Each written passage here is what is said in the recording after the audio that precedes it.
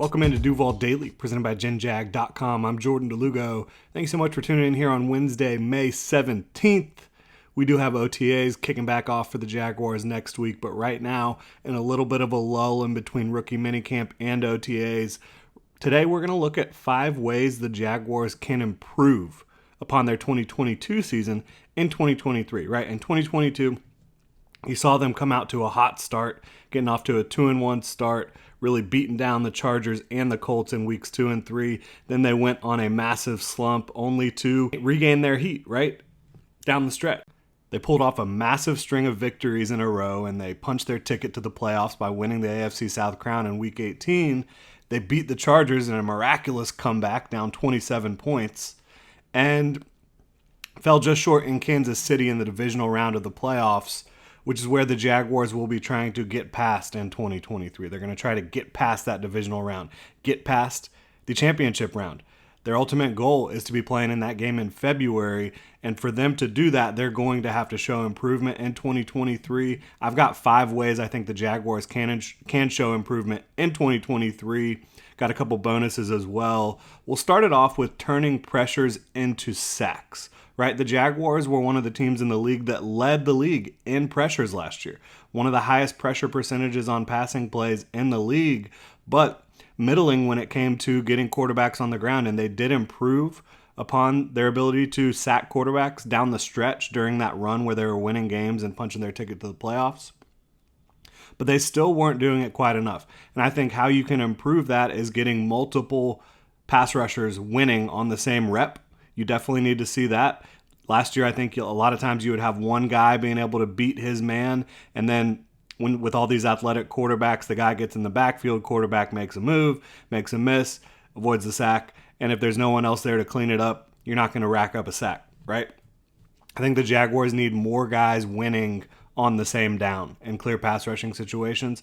I also think that they need better coverage on the back end, to be quite frank, right? It wasn't always pretty in coverage for the Jaguars. I think Tyson Campbell and Darius Williams did admirable job. Andre Sisco was a playmaker. Rayshon Jenkins was a playmaker at times, but there wasn't enough consistency on the back end in coverage for the Jaguars. So they need to turn more pressures into sacks in 2023. Can they do that? I think if Trayvon Walker takes a step forward that they're looking for, yes. If Josh Allen finishes just a little bit more, yes. Yasir Abdullah, as a rookie, you're expecting him at this point with the roster construction to come in and have an impact as a pass rusher, 6 foot, 240-pound pass rusher, kind of your change up. DeJuan Smoot, we saw him. He's rehabbing. He's ahead of schedule, it looks like.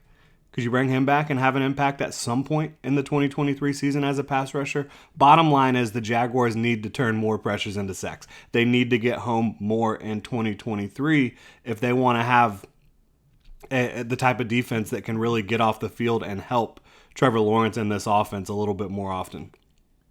And now, you have to give credit to the 2022 Jags defense for being a turnover-forcing defense, but that can really kind of be fool's gold from year to year.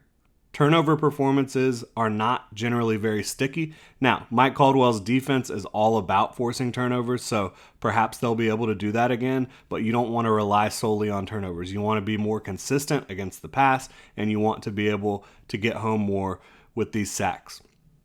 Offensively, less drops, right? This was a team that was up towards the top of the league for most of the year in drops. For a portion of the year, they were leading the league in drops. I think they finished still in the top 5 in total drops. And look, the Jaguars, they are a high-volume passing offense. That's how they're going to be under Doug Peterson. So they're going to be a team that has more drops than some other teams, right? Just by sheer volume of passes. But I think you want to see less drops in key moments. I think you want to see guys that are just playing at a more consistent level overall. There was drops last year that absolutely you could point to those as plays that changed football games for the negative for the Jaguars. And I don't want to, this isn't about calling anyone out specifically, because overall I think the Jaguars receivers did a good job. Christian Kirk, Zay Jones, Evan Ingram. But a little bit of meat left on the bone with the drops last year. I think you need to improve that. in 2023 to become a more efficient offense, an offense that doesn't flounder as much, that doesn't have highs and lows as much. That's going to be huge for them. I think more verticality on offense is going to be big as well. I really would like to see the Jaguars open up their vertical passing offense with Calvin Ridley, with Brenton Strange and Evan Ingram. Obviously, Christian Kirk can push vertically from the slot. Zay Jones can push vertically as well. And when you're able to push the ball more vertically, you're able to eliminate the need a little bit to be as efficient consistently, right? If you're getting more vertical shots, you don't need to hit the 5-yard plays over and over and over and over again. You get a vertical shot here and there, which the Jaguars did, make no mistake about it. But I think they can do even more with the vertical route tree, with Calvin Ridley, with Christian Kirk, with Evan Ingram, Brenton Strange even, and even the backs out of the backfield. I think when you saw the Jaguars try to use Travis Etienne as a seam stretcher, as a guy who can get vertical out of the backfield, I think that netted positive results from a play design standpoint. Didn't always execute it at the highest level, but I think you can definitely do that even more in 2023. On defense, getting back to that side of the ball, nickel and linebacker, they just simply have to be better in coverage. Foye Oluokun, admirable job last year, 100%. Like, he was the heart and soul of the Jaguars defense. At linebacker, I'm not putting him in this category, but whoever's playing next to Foye Oluokun, they need to be better in coverage. They need to be just more assignment sound, right? Even if you're not an ace in coverage, if you can just kind of be close to where you're supposed to be, a lot of times that's going to prevent the quarterback from throwing the football. And then nickel, we saw the Jaguars' struggles in nickel last year. I don't think that Trey Herndon should be a starter in this league. He was starting for them in the nickel down the stretch last year. And the defense did improve down the stretch, no doubt about it. But I think there was still too many plays, too many teams that the Jaguars played where they're like, we're either going to pick on nickel, we're going to pick on linebacker. Basically, we're going to spam the middle of the field, and you're not going to be able to stop us. And that was pretty much the case for most of the year for the Jaguars, unfortunately.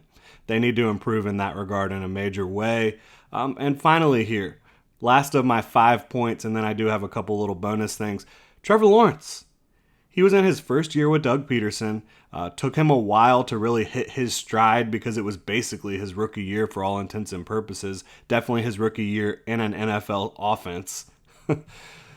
Shout out to Urban Meyer. Even late in the year, I think there were mistakes that Trevor made that probably will be all but eliminated in 2023. This is a guy that gained a lot of confidence, a guy that really has a great relationship with his head coach, with his play caller, with his receivers, and with his offensive line and backs, of course, as well. I think Trevor Lawrence is just at the tip of the iceberg when you talk about his level of play heading into 2023 and beyond. Guy going into year 3 of his career. Obviously, year 1 was a bit of a wash, but year 2 in Doug Peterson's system coming up this year, you saw Carson Wentz make that massive leap in year 2 of Doug Peterson's system. I'm not saying Trevor Lawrence is Carson Wentz at all. I think he's much better than Carson Wentz. So I think you could see an even bigger leap from Trevor Lawrence. I think he could come out of this season looking like, one of the very best quarterbacks in the league. And I think he's already really close to being in that category. And I think you could be talking about him as a potential MVP candidate. I really do. I think the Jaguars offense could be that explosive. Again, look around. What's going to stop this offense? I really don't know. I think they have the offensive line, they have the receiving talent, they have the running backs, they have the quarterback, they have the head coach and the play caller and Doug Peterson to get the job done at an extremely high level in 2023. And I'll tell you what, I was a little bit skeptical about the Jaguars going offense 3 picks in a row to start the 2023 NFL draft.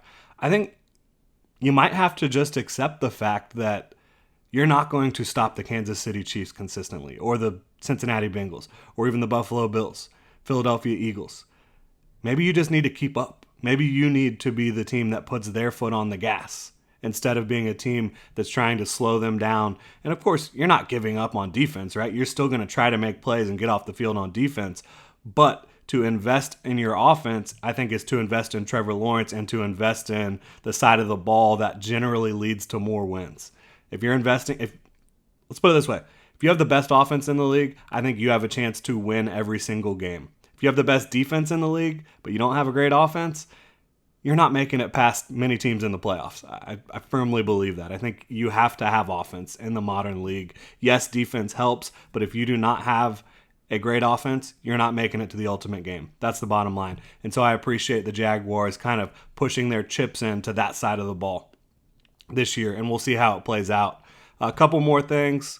I mentioned using the running backs vertically more, but I think using guys like Christian Kirk and Parker Washington and Jamal Agnew lined up next to Trevor Lawrence in the backfield, and then using them vertically or in any sort of route combination you want, they're going to create mismatches with whoever's lined up trying to cover the running backs, right? They're not going to be able to cover Christian Kirk, Parker Washington, and Jamal Agnew out of the backfield. And you saw the Jaguars do this a little bit in 2022.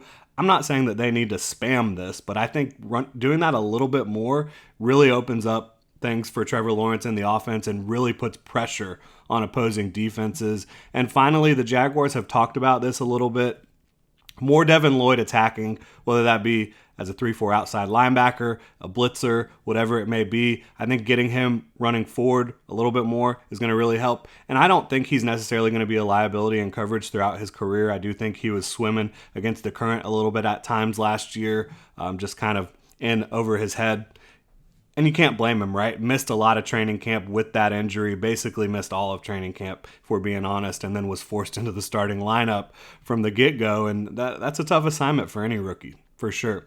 And then obviously you want to see more Trayvon Walker rushing with a hand in the dirt. I do think he was a little bit underrated by the end of the season. This is a guy that from weeks 14 to the divisional playoff round, the Jaguars' final stretch of games there, he had a pass rush win rate of over 16, which is pretty impressive. I mean, it's around 30th in the league among edge rushers. So he had a massive jump in his production after he came back from injury. And I think that he's going to have a chance to really put the league on notice in 2023. He has that type of physical ability. You see the flashes. You want to see it a little bit more consistently. But I think moving him around that defensive front is going to help Trayvon Walker continue to produce kind of the way he was down the stretch for the Jaguars last year and produce even more than he was down the stretch for the Jaguars last year. Because as a number one pick, you're expected to become a star-level player. He has that within him. I think moving him around the formation is going to allow the Jaguars and Trayvon Walker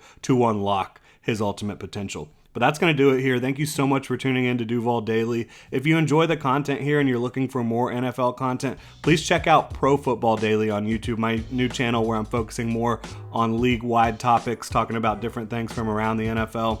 Really appreciate y'all. Again, that's at Pro Football Daily on YouTube. You can also follow myself on Twitter at Jordan DeLugo, Generation Jaguar at Generation Jag. Hit that like and subscribe button, drop a comment in the comment section below. And if you're listening on your podcast platform of choice, please subscribe and review. Thanks, Duval.